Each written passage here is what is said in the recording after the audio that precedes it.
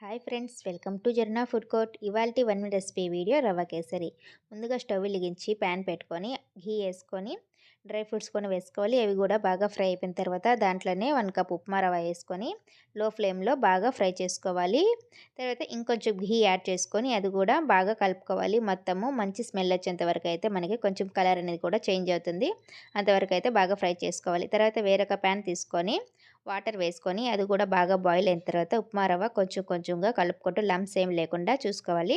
ఇలా కొంచెం దగ్గర పడిన తర్వాత షుగర్ కూడా యాడ్ చేసుకోవాలి. షుగర్ మొత్తం కూడా బాగా కలిపేయాలి. బాగా షుగర్ మొత్తము మెల్ట్ అయిపోవాలి.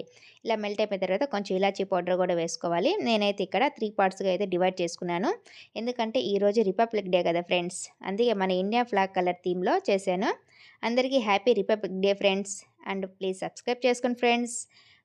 సబ్స్క్రైబ్ చేసుకోవడం మాత్రం మర్చిపోకండి ఫ్రెండ్స్. అలాగే ఒక లైక్ కూడా చేయండి ఫ్రెండ్స్. బాయ్.